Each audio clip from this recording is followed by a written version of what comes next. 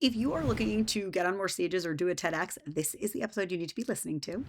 How do you get the TEDx? How do you prepare for the TEDx? What does it feel like? What do you do when you think you're going to pass out right before you go on stage? Let's talk about it right now.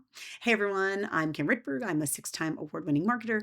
I've worked at Netflix, Fox. I launched the first ever video unit for Us Weekly, but now I help professionals own their voice, show up confidently on camera, and figure out what to make. And then we make the videos together, all to grow your impact and your business. So I have had the honor of delivering 2 TEDx talks. And oh my God, I was like, it's one of those things you're like, that's kind of on my bucket list. I'll get to it eventually. And eventually is 2025. Here it is. So I want to go through a little bit about what the process is like and advice I have for other people doing it. So for TEDx, they are locally organized events all over the country, and each one has a theme. So you have your big idea that you have written out and you're applying to speak at these TEDx talks based on your big idea. Now, each event has its own theme. So if you're getting rejections, it's really not that your idea is bad or that you're a bad speaker, but rather it might not match with the theme that they have. So I applied to a lot of places and then I got accepted. And my first TEDx was in Houston called TEDx Greenhouse Road. And my topic is the secret to making engaging video content. And the reason why I landed on that is a thing I talk about a lot. My area of expertise is video. My background, my resume is really all TV and media. And so I really have the credibility to back it up. And then I structured it in sort of a way that I have for other speeches, which is like, here are the things to walk away with. And it's framed with some of my personal stories. So you're writing your script, right? As you get invited, that's your pitch. Then you write your script.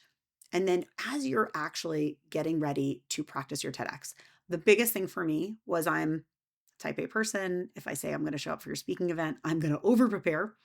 But the main thing for TEDx is that it's fully memorized. And I have not learned this many lines since I was a secretary in Annie in 7th grade at summer camp. Not even at a performing arts summer camp, like regular summer camp. So all to say was it took me a lot of hours. And I thought I was ready. And then I worked with my coach. His name is Caesar, and he's awesome. And I'll link him out. And he's like, cool, yeah, you just keep working on it. Keep practicing it like a bunch more times till I'm like, how many more times? He's like, about 3 times a day until the day. I was like, what? I have to 10 to 15 more rehearsals? What? But you do. You have to memorize it so much so that you're delivering it with personality and gusto instead of like robotically memorizing it. So that's the important part. And that's a huge difference between other things where you might have notes or a monitor where you can kind of cheat, right? And then as you start practicing, edit. You're going to want to edit things out. If it's not necessary, take it out because you really want your TEDx now. They want them to be around 10 minutes or less. And the thing that I learned, I mean, it's the thing that I really teach a lot I do a lot of public speaking seminars, how people can show up on camera, but also in public, how they can speak with confidence. You're going to be nervous beforehand, right? Always. It's kind of your body gets into fight or flight method, even if you're prepared. And so have your pre-performance routine locked down. So I like to call this, I have the whole thing that I'll do a different segment on. But right before you go on stage, you're going to want to be amping up your energy, like smiling, laughing, dancing, loosening up your body. You're also going to want to be breathing, calming your body down. So when your heart's going boom, boom, boom, boom, boom, boom, boom, boom, boom, your breathing is calming you down. So that's really important because a lot of these things, especially TEDx, you're kind of sitting and waiting. And that's, your energy's low if you're sitting and waiting to go on. So you have to kind of, stay loose, stay flexible, be happy, but also calm. And then basically in the 30 seconds, minute before, I just like look at a wall and breathe deeply. My brother is a comedian and he's like, oh, in the minutes before I go on stage, I don't look at anyone. I don't let anyone talk to me. I like that advice. So basically, if you see me looking at a wall and being really weird before I go into a keynote, that's what I'm doing. And the last thing I do really advise everyone before you go on stage to bring that dinner party energy. And that means when you're hosting a dinner party, you come warm, you're excited to have people.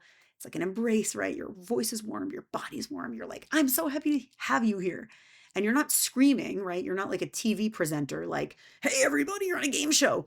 But it's this really warm energy. And my daughter asked me, like, how do you go on camera, right? Like, how do you go on stage and not be nervous? I'm like, you just have to say, I'm doing this because it's fun.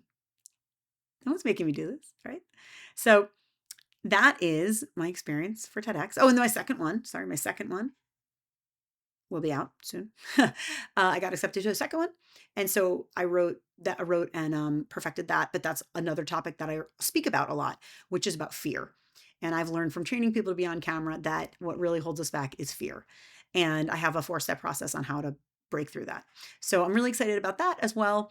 And those are my tips for the TEDx, and that's my experience. And I'd love to hear: are you looking to do more speaking engagements? Are you looking to get more visibility? Follow me on Instagram, LinkedIn, at Kim Rittberg. And on YouTube, I'm Kim Rittberg Content. I would love a follow there. And drop me a line and say hi and let me know what your goals are and what you've been doing.